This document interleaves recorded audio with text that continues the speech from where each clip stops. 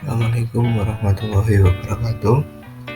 Pada video kali ini kita akan membahas tentang ilmu balaghah, khususnya pembagian ilmu bayan dan pengertiannya. Langsung saja, yang pertama yaitu ilmu bayan. Apa ilmu bayan itu? Ilmu bayan secara bahasa berarti al-kasyf atau tersingkat ad-dalalah atau nyata atau ad-duhur. Dapat kita lihat secara istilah yaitu ilmu bayan beberapa pokok dan kaidah untuk mengetahui cara mengemukakan sesuatu pengertian dengan ungkapan yang berbeda dengan yang lain atau sesuai dengan muqtadal hal. Karena kejelasan terhakiyah petunjuk berdasarkan akal dari pengertian itu sendiri. Selanjutnya yaitu pembagian ilmu bayan. Ada 3. Yang pertama tasbih, kedua majas, dan ketiga kinayah.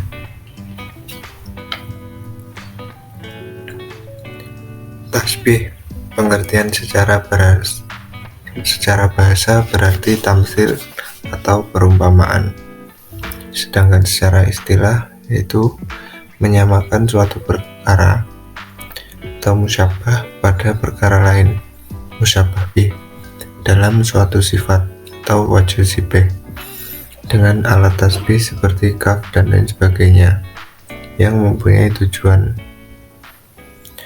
Adapun rukun atau unsur-unsur dari tasbih, yang pertama ada musyabbah. Apa itu musyabbah? Sesuatu yang diserupakan dengan yang lain. Kedua ada musyabbah bih, yaitu sesuatu yang menjadi sasaran pada penyerupaan musyabbah. Yang ketiga ada wajh sibeh, yaitu sifat yang menjadi persekutuan antara musyabbah dengan musyabbah bih.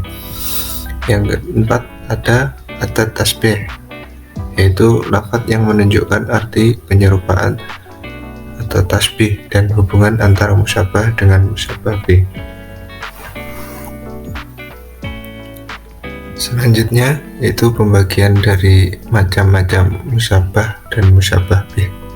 Yang pertama yaitu hissi wa akli, yang kedua ifrad wa tarkib, dan yang ketiga ta'addud. Adapun meliputi sebagai berikut.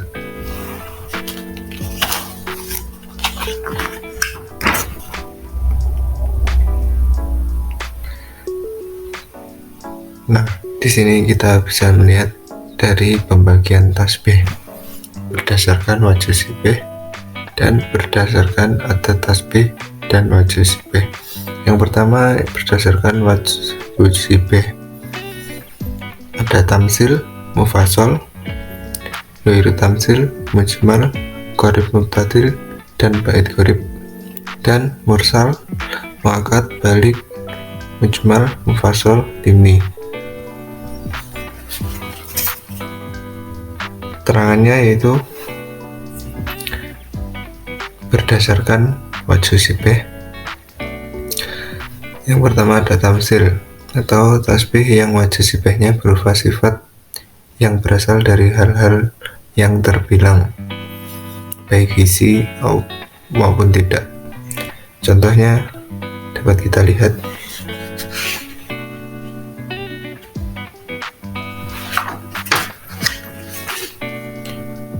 ada waqatlah bil fakhri athurya kama taro ka'ungkuti malahiyati hina nawaro.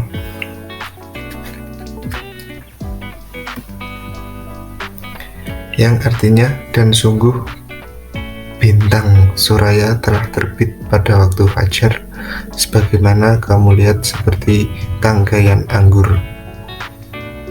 putih dan panjang bijinya ketika berbunga. Wajh sibeh pada syair di atas adalah sifat yang terdiri dari warna putih, bertangkaian, bulat, dan kecil-kecil dalam pandangan mata. Yang kedua ada ghairu tamsil, yang artinya perempuan solihah pada zaman ini seperti belerang merah. Wajah sibah pada kalimat itu berupa sifat yang tidak terdiri dari hal-hal terbilang, yaitu kelangkaannya. Selanjutnya ada mufassal, yang artinya kalimatnya seperti mutiara dalam hal baiknya dan kata-katanya seperti madu dalam hal manisnya. Selanjutnya ada mujmal, yaitu pengertiannya lawan dari mufassal, yang artinya dari contoh tersebut yaitu mereka laksana kalung yang direndam yang tidak diketahui mana ujungnya. Wajah sibahnya adalah sama-sama mulia antara anak yang satu dengan anak yang lainnya. Selanjutnya ada qorib mu'tadil, yaitu tasbih yang membutuhkan pemikiran mendalam.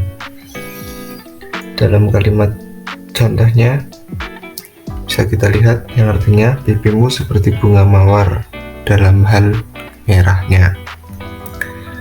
Selanjutnya ada bait qorib, yaitu tasbih yang membutuhkan pemikiran mendalam ketika terjadi peralihan pandangan pendengar. Contohnya bisa dilihat seperti ayat Quran di bawah ini. Yang kedua ada tasbih berdasarkan alat tasbih dan wajah sibahnya. Yang pertama ada mursal, contohnya seperti dapat dilihat. Maksud dari mursal yaitu tasbih yang disebutkan alat tasbihnya. Dan yang kedua yaitu ada muakkad, tasbih yang musabah bihnya dimudhafkan pada musabah. Dan yang ketiga ada tasbih balik, yaitu tasbih yang membuang alat tasbih sekaligus dengan wajah sibahnya. Selanjutnya ada mujmal, yaitu tasbih yang membuang wajah sibahnya saja. Selanjutnya ada tasbih mufassal, tasbih yang menyebutkan wajah sibahnya saja. Dan yang ketiga atau yang keenam tasbih dimni, tasbih yang keberadaan musyabah dan musyabah bihnya diketahui berdasarkan makna, tidak berdasarkan cara-cara.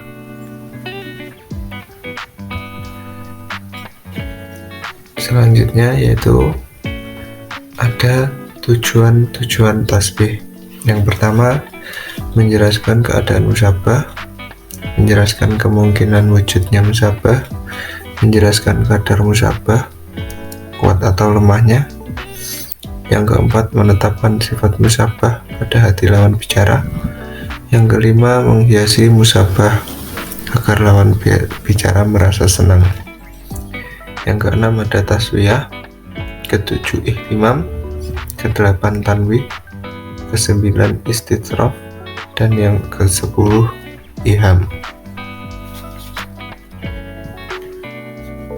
Selanjutnya ada pembahasan yang kedua yaitu mengenai majas. Pengertian majas secara bahasa yaitu melewati, dan secara istilah yaitu lafadz yang digunakan pada selain makna yang dibuat untuknya dalam istilah takhattub, karena terdapat keterkaitan alaqah dan qarinah. Pada dasarnya, untuk dapat menjelaskan suatu makna dengan beberapa ungkapan berbeda dalam hal jelas dan tidaknya makna harus menggunakan majas dan bukan menggunakan hakikat. Selanjutnya ini kita sampaikan peta konsep dari majas dan macam-macam majas. Adapun macam majas yang pertama, majas mufrad mursal. Yang pertama ada sababiyat, yaitu lafadz majaz yang menjadi sebab timbulnya yang lain. Contohnya ra'atil masyatul ghaisa, yang artinya binatang memakan hujan. Maksudnya yaitu tumbuh-tumbuhan, karena hujan adalah sebab adanya tumbuhan, sebab yaitu alaqoh. Dan yang kedua ada kuliat, yaitu sesuatu yang dapat mencakup lainnya. Contohnya seperti ayat Quran di bawah ini, yang artinya mereka menyumbat telinganya dengan anak jarinya. Kata asobi'ahum sebagai lafadz kuli dimaksudkan anamilahum, anak jari, sebagai lafadz juz'i karena adanya qarinah haliyah, yaitu mustahilnya memasukkan semua jari ke dalam telinganya. Dan yang ketiga ada juz'iyat, yaitu sesuatu yang menjadi bagian dari atau tercakup pada yang lain. Contohnya seperti di bawah, yang artinya dan barang siapa membunuh seorang mukmin karena tersalah, hendaklah ia memerdekakan seorang hamba sahaya yang beriman. Kata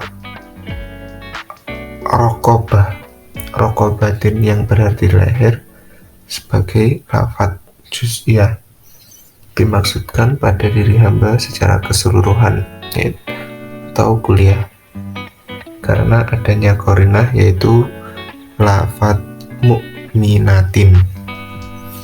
Selanjutnya yaitu ada aliyat, yaitu sesuatu yang menjadi alat tercapainya yang lain. Contoh kalimat bisa dilihat di bawah ini, yang artinya dan jadikanlah aku buah tutur yang baik bagi orang-orang yang datang kemudian. Kata lisana sebagai alat yang dimaksudkan pada buah tutur yang baik sebagai sesuatu yang diperoleh dengan alat itu karena adanya qarinah lafdiyah, yaitu kata sidqin. Kenyataannya memang tidak terdapat mulut yang baik, tapi adalah buah tutur yang baik. Selanjutnya ada iktibar makana, yaitu menyebutkan sesuatu dengan nama yang semula. Contoh dari kalimat di bawah, wa'atul yatama amwalahum, artinya dan berikanlah kepada anak-anak yatim yang sudah balik harta mereka. Lafadz yatama sebagai sesuatu yang semula dimaksudkan pada sesuatu yang akan datang atau yang sudah balik, karena anak kecil atau yang belum balik tidak dapat dan tidak berhak membelanjakan hartanya. Selanjutnya ada iktibar mayakun, lawan dari makana, dimaksudkan atau telah terjadi atau sedang terjadi. Contoh ayat di bawah ini artinya, berkatalah salah seorang di antara keduanya, sesungguhnya aku bermimpi bahwa aku memeras anggur. Lafadz khomron atau khomro sebagai sesuatu yang akan terjadi dari perasan anggur, dimaksudkan sebagai sesuatu yang telah terjadi karena anggur yang sedang diperas belum disebut khomer, dan sudah disebut khomer yaitu telah melewati atau melalui beberapa proses. Selanjutnya ada haliyat, yaitu sesuatu yang menjadi sifat pada lainnya. Maksudnya disebutkan hal atau sifat, dan yang dimaksudkan yaitu mahal atau tempat. Contohnya di bawah ini artinya,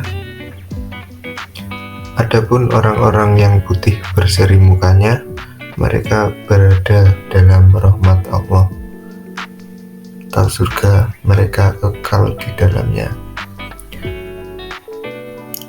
Kata ar-rahmatillah sebagai sifat diartikan surga sebagai tempat, karena surga merupakan tempat rahmat. Selanjutnya ada mahalliyat, yaitu sesuatu yang menjadi tempat dari yang lain. Maksudnya disebutkan tempat, dimaksudkan sifat. Yang artinya contoh di bawah ini, hai anak Adam, pakailah pakaianmu yang indah setiap memasuki masjid. Masjid sebagai tempat pada ayat itu diartikan sholat sebagai sifat, karena lafaz masjid berarti tempat sujud, dan tujuan utama orang memasuki masjid adalah untuk sholat. Selanjutnya yaitu ada badaliyat, yaitu sesuatu yang menjadi ganti dari yang lain.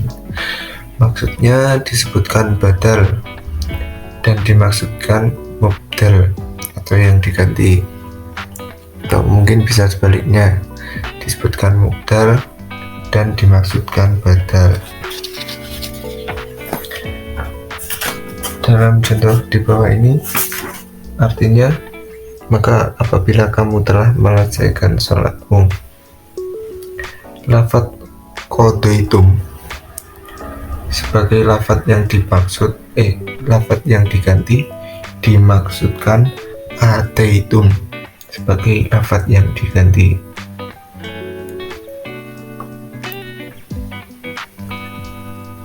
Selanjutnya yaitu ada umum, yaitu adanya sesuatu yang mencakup lainnya, disebut umum dan dimaksudkan khusus.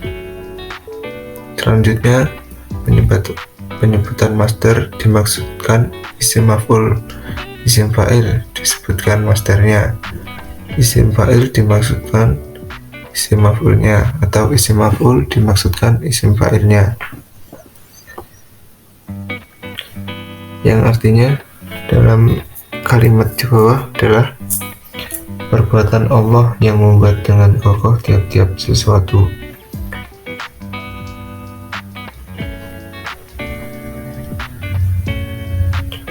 Lafaz sun Allah sebagai lafaz masdar dimaksudkan masnullah sebagai isim maf'ul, karena sesuai dengan kata-kata sebelumnya. Selanjutnya ada macam-macam majaz mufrad isti'arah. Yang pertama ada berdasarkan lafaz yang disebut pada dua bagian tasbih tasrihiyat, yaitu isti'arah yang hanya disebutkan lafaz musyabahnya. Contohnya kalimat di bawah ada makniyat, yaitu istiarah yang disebutkan musyabah tanpa musyabah bih, namun disyaratkan dengan sifat-sifat. Selanjutnya ada tahqiqiyat, yaitu istiarat yang musta'arlahnya berupa hakikat hissi atau indrawi dan atau hakikat akli.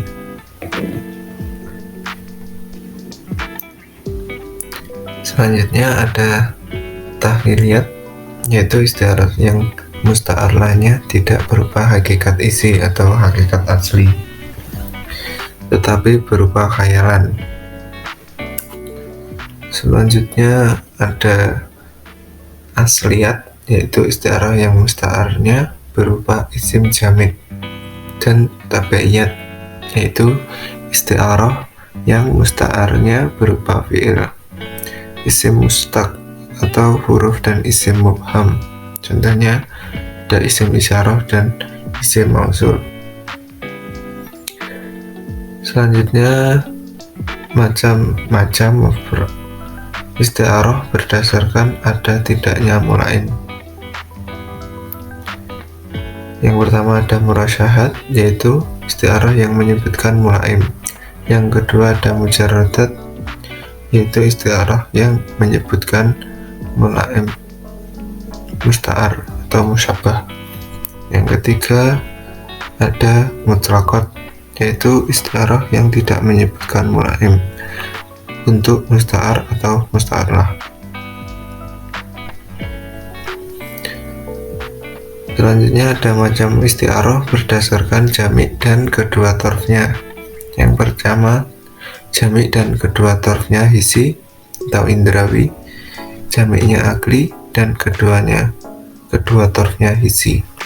Yang ketiga, jami'nya mukhtalif, baik hisi maupun akli dan kedua torfnya hisi.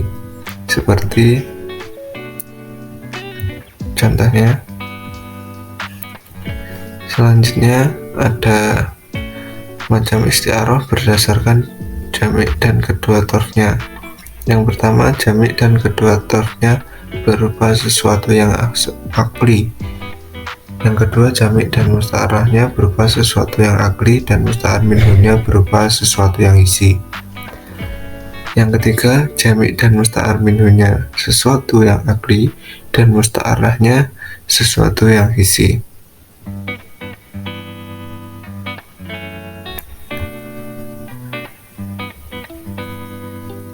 Selanjutnya ada macam isti'arah berdasarkan ada tidaknya pertentangan atau tanafi dari kedua torf.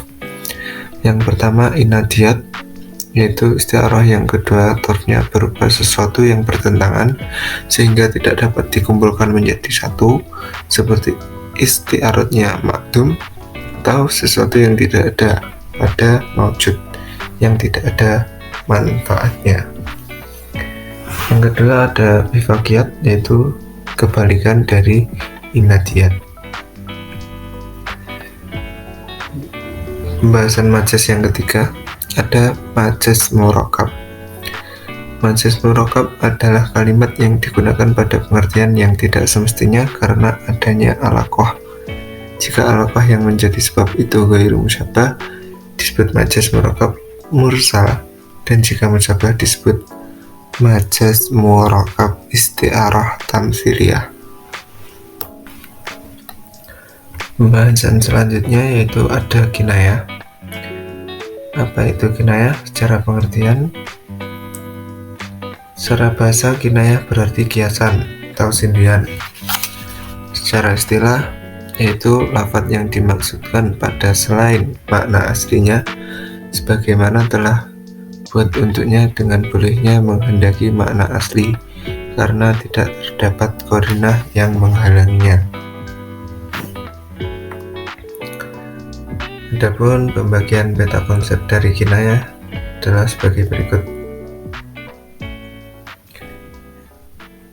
Macam-macam kinayah. Mari kita lihat. Yang pertama, berdasarkan makna yang disyaratkan. Kinayah sifat, maksudnya yang disindir adalah sifat yang melekat pada sesuatu yang disifati. Ada dua kinayah sifat, yaitu kinayah qaribah dan kinayah baidah.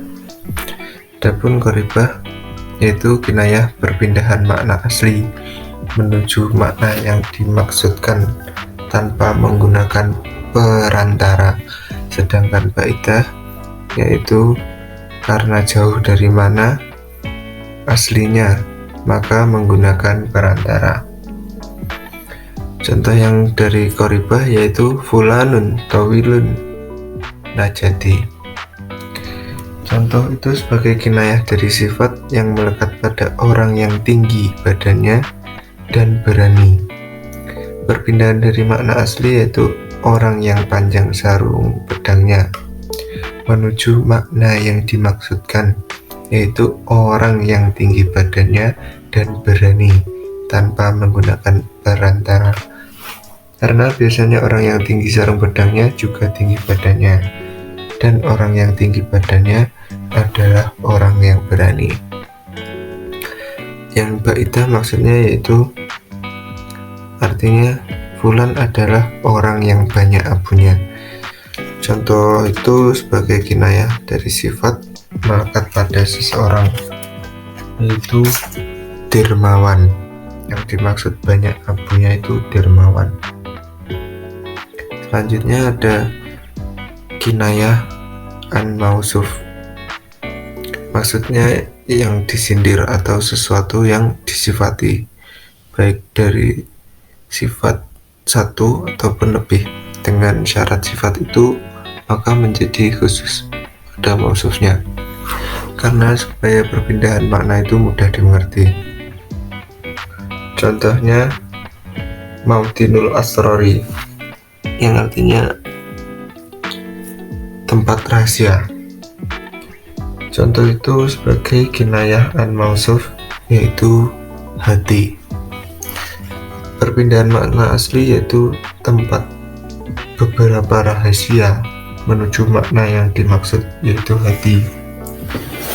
Tidak membutuhkan banyak perantara. Contoh yang kedua ini ada ja'ani hayu mustawi al-qomati aridul atfari, yang artinya telah datang kepadaku orang yang hidup, tegak badannya dan lebar kukunya. Selanjutnya ada kinayah an-nisbah. Maksudnya kinayah itu untuk menisbatkan ada tidaknya sesuatu pada yang lain, baik disebutkan yang dinisbatkan atau tidak. Contohnya khairun nasi mayyan fa'uhum, yang artinya sebaik-baik manusia adalah yang bermanfaat bagi orang banyak. Contoh kinayah dari tidak terdapatnya kebaikan bagi orang yang tidak bermanfaat untuk orang banyak. Macam-macam kinayah dari berdasarkan wasaid dan siyaqul kalam. Yang pertama ada ta'rid, contohnya bisa kita lihat. Yang kedua talwih. Yang ketiga ada rumus, yaitu isyarat secara samar pada orang yang berada di dekatnya, seperti memakai bibir atau yang lain. Yang keempat ada ima, yaitu kalimat yang membutuhkan sedikit perantara. Berikut adalah pembagian dan sedikit penjelasan dari pembagian dan pengertian ilmu bayan, adapun meliputi 3 tadi. Cukup sekian penjelasan dari saya, mungkin ada kurang lebihnya kami mohon maaf. Assalamualaikum warahmatullahi wabarakatuh.